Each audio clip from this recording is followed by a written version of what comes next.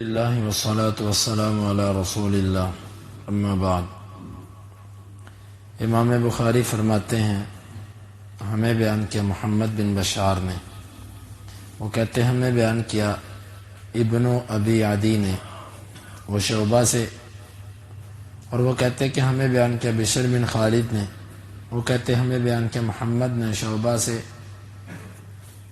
اور سلیمان سے، وہ کہتے ہیں میں نے ابو وائل کو بیان کرتے ہوئے سنا حذیفہ رضی اللہ عنہ سے ان عمر بن الخطاب رضی اللہ عنہ قال، یقیناً عمر بن خطاب رضی اللہ عنہ نے فرمایا ایکم یحفظ قول رسول اللہ صلی اللہ علیہ وسلم فی الفتنہ، تم میں سے کون ہے جو اللہ کے رسول صلی اللہ علیہ وسلم کے فرمان کو فتنوں کے بارے میں جو آپ نے کہا تھا اسے یاد رکھتا ہو؟ فقال حذیفہ انا احفظ کما قال، حذیفہ کہتے ہیں میں اس کو اسی طرح یاد رکھ رہا ہوں جس طرح آپ نے فرمایا تھا۔ قال ہاتی انک لجری، عمر رضی اللہ عنہ کہنے لگے لاؤ تم بڑے بہادر آدمی ہو۔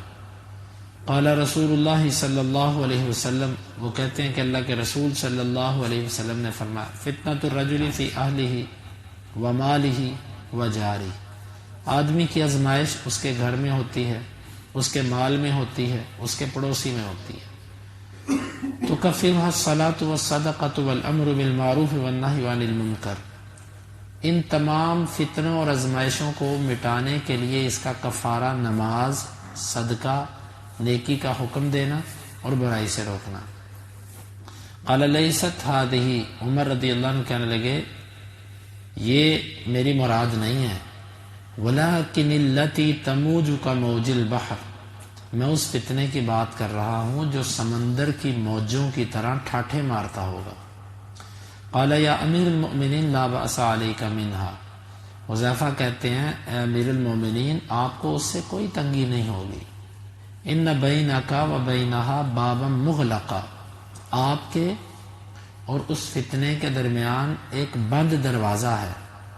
قال یفتح الباب ام یکسر، عمر رضی اللہ عنہ کہنے لگے وہ جو دروازہ بند ہے وہ کھولا جائے گا یا توڑا جائے گا؟ قال لا بل یکسر، حذیفہ کہتے ہیں نہیں کھولا نہیں جائے گا، توڑا جائے گا۔ قال ذاک احری الا یغلق، وہ کہنے لگے کہ یہ زیادہ لائق ہے اس کے بعد پھر وہ بند نہ کیا جائے۔ قلنا علم عمر الباب، ہم نے کہا عمر کو پتا تھا دروازہ کون ہے؟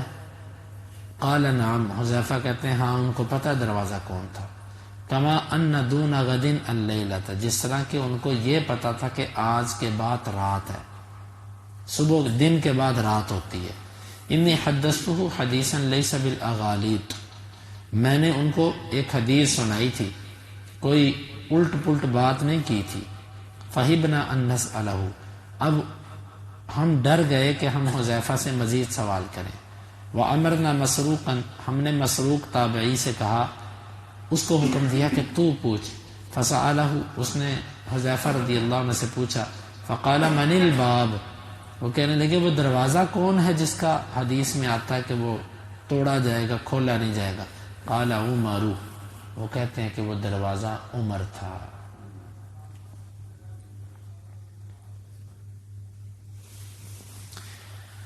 حدیث مبارک میں خلاصتاً اس کا مطلب یہ ہے کہ عمر رضی اللہ عنہ نے ایک دفعہ صحابہ سے کہا کہ تم میں سے کسی کو فتنوں کے بارے میں حدیث یاد ہے؟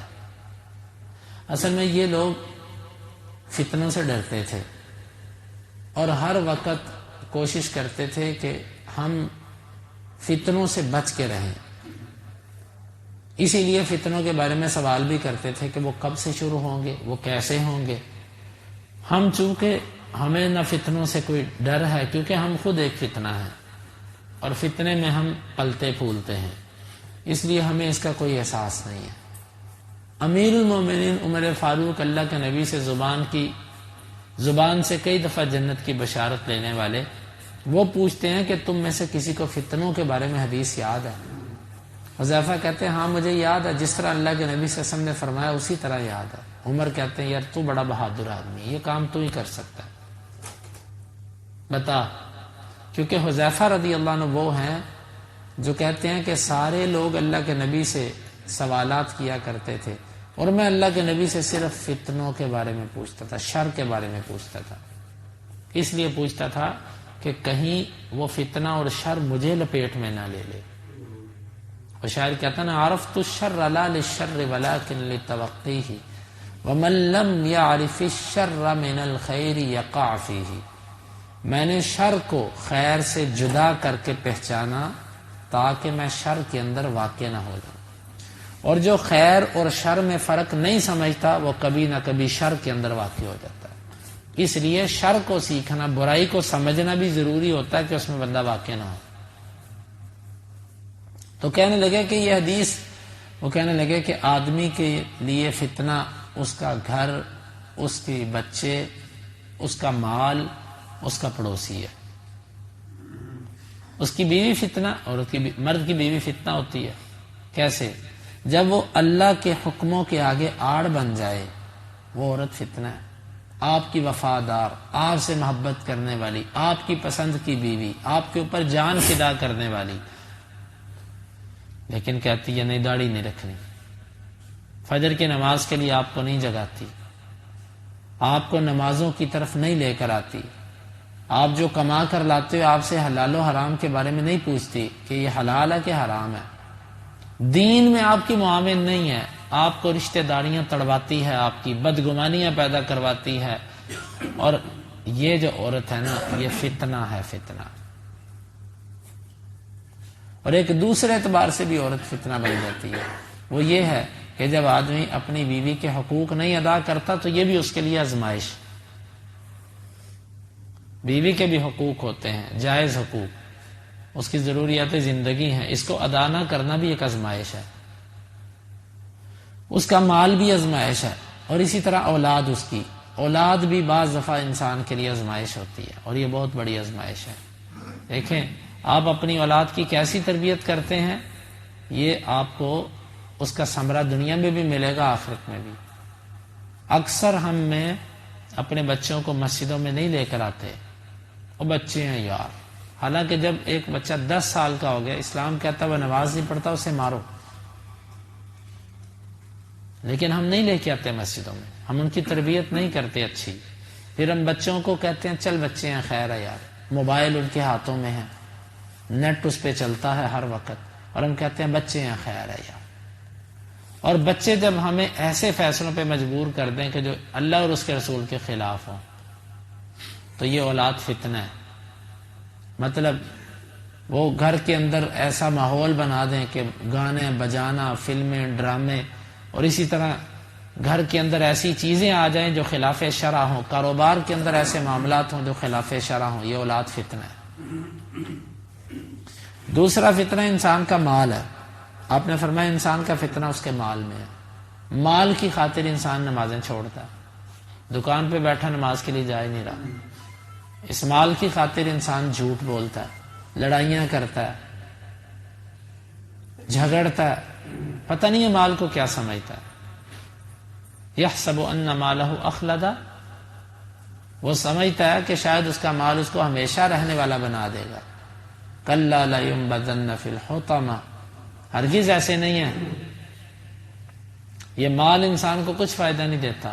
جس بندے نے مال خرچ کیا، مال بانٹا، اس کا مال کبھی کم نہیں ہوا، اور جس نے اس سے محبت کی، اس کو گن گن کے رکھا، یہ دنیا میں بھی اس کے لیے ٹینشن کا باعث ہے، آخرت میں بھی۔ مال کی محبت انسان کو بیمار کرتی ہے، اس کو پریشان کرتی ہے۔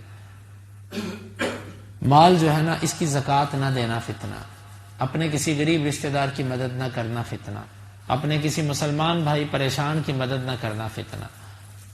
ایک میں نے کال پڑھا، میرے ذہن سے نام نکل گیا، محدث تھے، ان کے پاس ایک شخص قرض لینے کے لیے گیا، وہ ان کا دوست تھا، انہوں نے قرض دیا اور رو پڑے گھر آ کے۔ ان کی بیوی نے کہا کہ آپ کو اگر اتنا ہی دکھ ہوا قرضہ دے کر تو نہ دیتے۔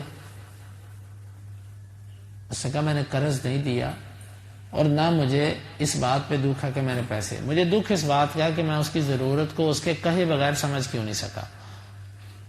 اب یقین جانیے یہ مال جو ہے نا، یہ اگر اللہ نے کسی کو دیا تو اس کو چاہیے کہ وہ اپنے رشتہ داروں میں، اپنے دوستوں میں، اپنے مسجد کے نمازیوں میں سمجھے کہ ضرورت کس کو ہے۔ آج لوگوں کا یہ ذہن بن گیا نہیں نہیں نہیں نہیں نہیں، کسی کو ادھار نہ دو، دو گے تو واپس نہیں ملے گا۔ اگر اللہ نے آپ کو دیا تو دو اور نہ لینے کی نیت سوچ کے دے دو۔ ما نقص صدقۃ من مال، صدقہ کبھی مال میں کمی نہیں کرتا۔ چھوڑ دیا کرو، دے دیں ہوں گے دے دینا، نہ دیے جائیں گے چلو اللہ سے لے لیں گے ہم، اللہ ہمیں اجر دے گا۔ وہ آدمی جو لوگوں کو قرض دیتا تھا اور نرمی کرتا تھا، بخاری میں آپ نے حدیث سنی، اس کی موت آئی، اللہ کے سامنے کھڑا ہوا، پوچھا کہ تو نے کیا کیا؟ اللہ اور کوئی عمل نہیں ہے، اتنا تھا کہ تیرے بندے میرے سے قرض لیتے تھے تو میں ان سے مطالبہ بھی کرتا تھا لیکن سختی نہیں کرتا۔ اللہ فرماتے ہیں تو میرے بندوں سے نرمی کرتا رہا، میں رب ہوں، میں زیادہ حق رکھتا ہوں کہ تیرے سے نرمی کرو۔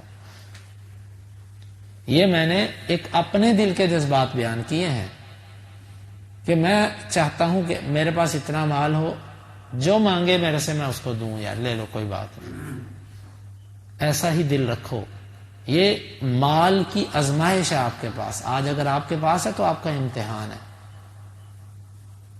اور اس کی آزمائش اس کے پڑوسی میں ہے۔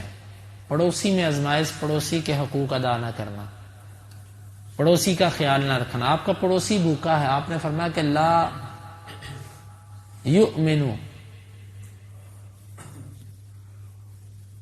من لا یأمن جارہ بوائقہ، جس بندے کے او کما قال، جس بندے کے فتنے سے اس کا پڑوسی محفوظ نہیں ہے نا، وہ بندہ مومن ہی نہیں ہے۔ اور ایک حدیث کے اندر آتا، آپ نے فرمایا کہ جو بندہ پیٹ بھر کے کھائے اور اس کا پڑوسی بھوکا رہ جائے، پڑوس ادب المفرد کے اندر روایت ہے 40 گھروں تک پڑوسی ہوتا ہے، دائیں بائیں آگے پیچھے۔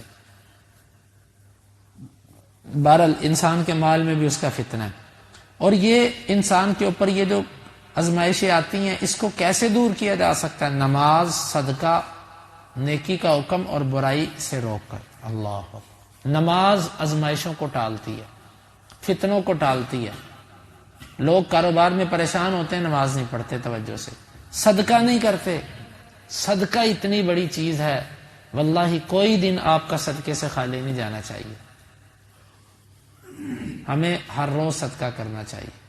اور بعض اسلاف کے بارے میں آتا ہے کہ وہ جتنی دفعہ مسجد آتے مسجد میں صدقہ کرتے، اور بعض ایسے تھے کہ وہ جس دن صدقے کے لیے کچھ نہ ہوتا اس دن گھر سے روٹی کے ٹکڑے اٹھا لاتے، کسی فقیر کو یہی دے دیں گے، کچھ نہیں، اس دن گھر سے لہسن پیاز اٹھا لائے کہ آج یہی کسی کو دے دیں۔ صدقہ بہت بڑی چیز ہے، صدقہ مصیبتوں کو ٹالتا، صدقہ کیا کریں۔ اور تیسری چیز فرمائی آپ نے کہ نیکی کا حکم دینا اور برائی سے روکنا، یہ بھی انسان کے اوپر آنے والے فتنے اور آزمائشوں کو ٹالتا ہے۔ نیکی کا حکم دیا کریں آپ جو بھی ہیں۔ آپ کو مسائل کا نہیں بھی نا پتا، آپ کو اتنا تو پتا نا کہ نماز فرض ہے، آپ کسی بے نمازی کو کہا کرو یار نماز پڑھا کر، یار یہ گانے نہ سنا کر، یار یہ غلط کام، سود سے بچ کے رہا، جھوٹ نہ بولا کر، حرام سے بچ، جتنا کا آپ کر سکتے ہیں اتنا کریں، نیکی کا حکم اور برائی سے روکیں، یہ فتنوں کو ٹالتی ہے۔ امیر المومنین کہنے لگے او بھائی میری مراد یہ نہیں ہے، یہ فتنے تو مجھے پتا ہیں، مجھے وہ فتنہ بتا جو سمندر کی موجوں کی طرح ٹھاٹھے مار کر آئے گا۔ کہا امیر المومنین آپ کو اس سے کیا لگے؟ کہا بھائی بتا، مجھے ضرورت ہے میں اس سے بچوں۔ کہا آپ کے اور اس کے درمیان ایک بند دروازہ ہے، وہ دوسری طرف ہے، آپ اس طرف ہیں، آپ کو ڈر ہی نہیں ہے اس کا۔ کہا کہ وہ دروازہ توڑا جائے گا یا کھولا جائے گا، آپ اندازہ کریں۔ کہا نہیں توڑا جائے گا، کھولا نہیں جائے گا۔ کہا اگر توڑا جائے گا اس کا مطلب ہے اس کے بعد کبھی وہ دروازہ بند نہیں ہو سکے گا، یعنی اس کے بعد فتنے رک نہیں سکیں گے۔ کہا ہاں۔ اتنی بات کر کے چپ ہو گئے۔ آگے شاگردوں نے پوچھا حذیفہ سے کہ عمر سمجھ گئے تھے دروازے سے کون مراد ہے؟ وہ کہتے ہیں ہاں، یوں سمجھتے تھے کہ جیسے دن کے بعد رات ہوتی ہے، ان کو ایسے یقین تھا کہ دروازہ کون ہے۔ تو شاگرد ڈر گئے، مزید سوال نہ کیا۔ پھر مسروق سے کہا کہ تم پوچھو یہ دروازہ کون تھا. دروازے سے مراد اللہ کے نبی صلی اللہ علیہ وسلم کی کیا تھی؟ وہ کہنے لگے کہ دروازے سے مراد عمر تھے. اسلام کے اندر سب سے پہلا فتنہ خارجیت کا فتنہ ہے. دوسرا فتنہ قدریہ کا فتنہ ہے، تقدیر کا انکار کرنے والے یا تقدیر میں غلو کرنے والے. تیسرا فتنہ معتزلہ کا فتنہ ہے، معتزلہ. چوتھا فتنہ جہمیہ کا ہے. پھر اس کے بعد ان سے جو انڈے نکلتے رہے اور اس سے چوزے بنتے رہے. یہ پہلا فتنہ جو تھا نا خوارج کا، یہ پیدا تو اللہ کے نبی صلی اللہ علیہ وسلم کے دور میں ہو چکے تھے خارجی، لیکن اس کا ظہور عمر رضی اللہ عنہ کی شہادت کے بعد ہوا، عثمان رضی اللہ عنہ کے زمانے میں. یعنی جب تک عمر زندہ رہے اس وقت تک فتنے اٹھ نہیں سکے. پھر عمر رضی اللہ عنہ ایک دروازہ تھے، اس دروازے کو توڑا گیا. توڑنے سے مراد ان کو شہید کر دیا گیا. جب وہ شہید کر دیے گئے پھر اس کے بعد فتنے اٹھنا شروع ہو گئے. اور پھر ایسے فتنے اٹھے لیں عمر کی خلافت کے بعد آج تک امت فتنوں سے نہیں نکل سکی.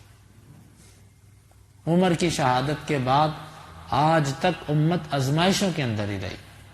اور عمر کی شان و شوکت کا اندازہ آپ اس سے لگا لو کہ وہ بیت المقدس کہ جس کو 57 ملک مل کے آزاد نہیں کروا سکتے، آزاد تو دور کی بات، اس کے اندر ہونے والے ظلم کو نہیں رکوا سکتے، وہ ایک عمر کی آواز پر آزاد ہوا تھا. اب اندازہ لگاؤ عمر کیا تھے. اس ٹائم کے موجود سارے مسلمان ممالک اور ان کے اسلحے اور ان کی فوجیں اور ان کی انٹیلیجنس اور ان کے ایٹم، ان سب پر بھاری تھا ایک اکیلا عمر بن خطاب رضی اللہ عنہ. اللہ کرے کہ کوئی عمر بن خطاب کا روحانی بیٹا اٹھے، وہ اس بیت المقدس کے اندر ان کفار، ان یہود و نصارہ کے ہونے والے ظلموں کو ختم کر دے. تو یہ فتنوں کے بارے میں کہ ہم آپ اندازہ کریں کہ اس وقت کے فتنے شروع ہوئے، آج ہم جس دور سے گزرے ہیں کتنا فتنہ ہے اس کے اندر، کتنی آزمائش ہے اس کے اندر. اللہ تعالی ہمیں ان آزمائشوں میں کامیاب کر دے اور اللہ ہماری آخرت بہتر کر دے. اللہم انفعنا بما علمتنا وعلمنا ما ينفعنا وزدنا علما. وآخر دعوانا ان الحمد للہ رب العالمین. حدیث نمبر 3586.